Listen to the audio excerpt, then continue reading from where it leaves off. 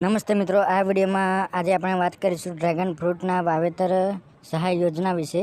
છે કે ઔષધિ ગુણોથી ભરપૂર ડ્રેગન ફ્રૂટની ખેતી કરવા માટે ખેડૂતોને પ્રોત્સાહન મળે તે માટે આ યોજના અમલમાં મૂકવામાં આવેલી છે. અને લાભાર્થીઓની વાત કરીએ તો ગુજરાતના ખેડૂતોને આ યોજનાનો લાભ મળવાપાત્ર છે. અને સહાયની રકમની વાત કરીએ તો ખેડૂતોને યુનિટ કોસ્ટ અંદાજિત ખર્ચ 6 લાખ, હેક્ટર ખર્ચના સહાયની રકમ સામાન્ય જાતિના ખેડૂતોને 50% અથવા મહત્તમ 3 લાખ, બેમાંથી જે ઓછું હોય તે મળવાપાત્ર રહેશે. ત્યારબાદ વાત કરીએ કે આ યોજનાનો લાભ તમે કેવી રીતે લઈ શકો છો. તો માન્ય વેબસાઇટ છે કે iKhedoot.gujarat.gov.in પર જઈને તમારે ઓનલાઈન અરજી કરવાની રહેશે. અને અરજી કરવાની છેલ્લી તારીખ છે 11/5/2024. ત્યારબાદ વાત કરીએ કે યોજનાની પાત્રતા શું છે.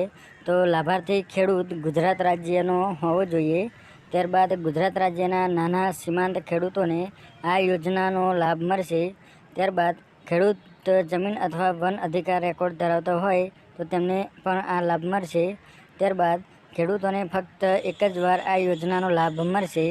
ત્યારબાદ એસટી, એસસી, આર્થિક રીતે નબળા તથા ઓબીસી અને જનરલ વર્ગના લોકોને પણ આ સહાય આપવામાં આવશે. ત્યારબાદ મિત્રો, આ યોજનાનો લાભ લેવા માટે ખેડૂત જમીનનું રેકોર્ડ ધરાવતો હોવો જોઈએ.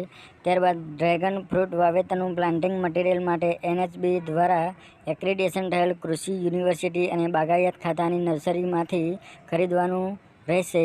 ત્યારબાદ special committee for new registration system of crops અંતર્ગત બાગાયતી પાકોની નર્સરી અથવા ટિશ્યુ લેબનું રજિસ્ટ્રેશન થયેલી પ્લાન્ટિંગ મટીરિયલ ખરીદ કરી શકશે. ત્યારબાદ સમિતિ દ્વારા રજિસ્ટર થયેલ નર્સરી અને ટિશ્યુ લેબ પાસેથી પણ પ્લાન્ટિંગ મટીરિયલ ખરીદ કરી શકશે.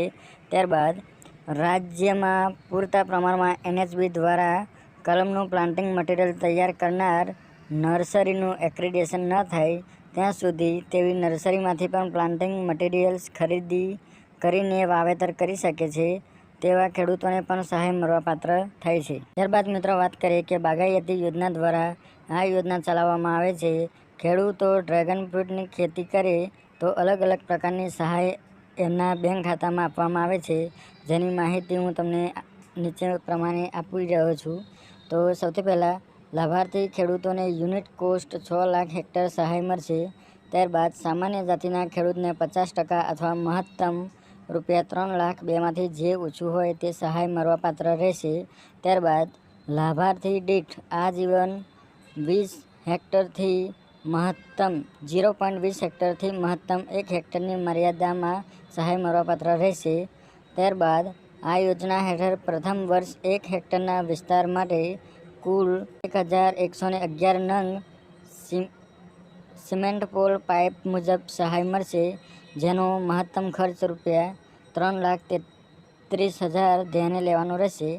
ત્યારબાદ જ્યારે પ્લાન્ટિંગ મટીરિયલ્સ માટે પ્રતિ હેક્ટર 4,444 નંગ રોપા મુજબ સહાય ધ્યાને લેવી. ત્યારબાદ જેનો મહત્તમ ખર્ચ ₹1,55,540 ધ્યાને લેવાનો રહેશે. પ્રથમ વર્ષે થયેલું કુલ ખર્ચને ધ્યાને લઈ 50% અથવા મહત્તમ ₹2,44,420, બેમાંથી જે ઓછું હોય તે સહાય મળવાપાત્ર રહેશે.